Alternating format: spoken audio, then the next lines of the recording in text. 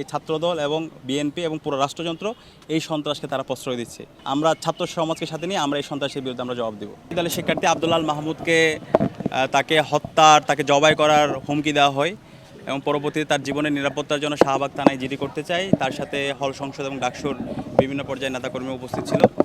তো আমরা দেখতে পেয়েছি যখন থানায় যাই ছাত্রদলের সন্ত্রাসীরা বহিরাগত এবং বিশ্ববিদ্যালয়ের বিভিন্ন পর্যায়ের নেতাকর্মীরা তারা থানায় যায়, থানায় গিয়ে মব তৈরি করে এবং নৃশংস কায়দায় ওইখানে আমাদের যারা সহযোদ্ধা ছিল তাদের উপর হামলা করে এবং শুধু হামলা করে তারা ক্ষান্ত হয়নি। পরবর্তীতে তাদেরকে উদ্ধার করতে যখন আমাদের ডাকসুর এবি জুবাইর মোসাদ্দেক সহ আরও জুমা সহ আরও কয়েকজন যায়, তাদেরকে থানার গেট থেকে একদম ওসি রুম পর্যন্ত তাদেরকে মারতে মারতে তাদেরকে ওই থানায় নিয়ে যাওয়া হয়। পরবর্তীতে আমরা তখন যোগাযোগ করছিলাম বিশ্ববিদ্যালয় প্রশাসনের সাথে এবং সরকারের পুলিশ এবং স্বরাষ্ট্র মন্ত্রণালয়ের সাথে, সবাই নীরব ভূমিকা ছিল। ছাত্রদল, বিশ্ববিদ্যালয়ের প্রশাসন, পুলিশ, পুরো রাষ্ট্রযন্ত্র একাকার হয়ে এই হামলাকে তারা বৈধতা দিয়েছে। এরপরে আমরা যে হামলা করেছে, যারা এই নৃশংস কায়দায় ছাত্রদলের সন্ত্রাসীরা যারা হামলা করেছে, এই হামলার পরে আমরা তাদেরকে উদ্ধার করতে গিয়েছিলাম। আমরা বলেছিলাম যে হামলার সাথে যারা জড়িত আছে তাদের সবাইকে বিচার আওতায় নিয়ে আসতে হবে এবং ছাত্রদলের ওই সময় সভাপতি সহ ছিল, ওনার সাথে কথা বলেছি। কথা বলার পরে উনি বলেছেন তাদের সবার বিরুদ্ধে তারা ব্যবস্থা গ্রহণ করবে। কারণ এই থানার মধ্যে যদি এই ধরনের একজন নাগরিকের আইনের অধিকার না থাকে, তার বিচারের অধিকার না থাকে, তাহলে বাংলাদেশের আইন কোথায়, বিচার কোথায়?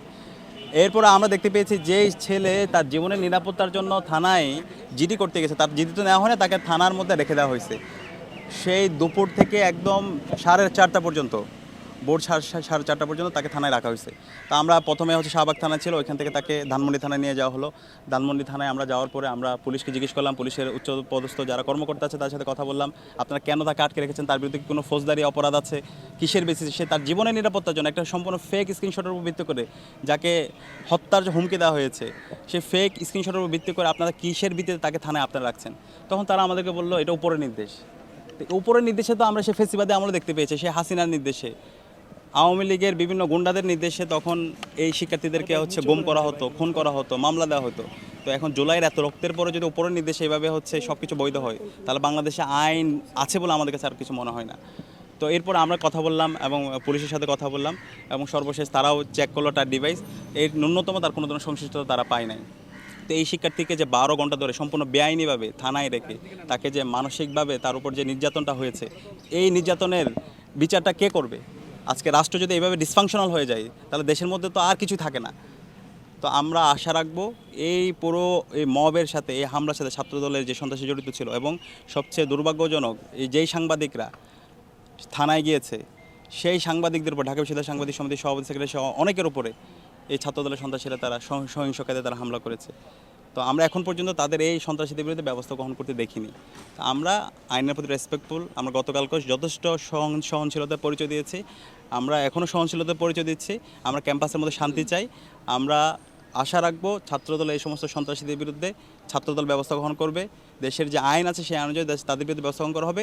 বিশ্ববিদ্যালয়ে যেই সন্ত্রাসীরা এই শিক্ষার্থীদের উপর হামলা জড়িত ছিল তাদের থেকে বিশ্ববিদ্যালয় প্রশাসন তারা ব্যবস্থা গ্রহণ করবে। আমরা ইতিমধ্যে আমাদের যারা হামলার সাথে জড়িত ছিল তাদের তথ্যগুলো আমরা বের করছি। তাদের বিরুদ্ধে দেশের যে আইন সেই আইন অনুযায়ী আমরা ব্যবস্থা গ্রহণ করবো।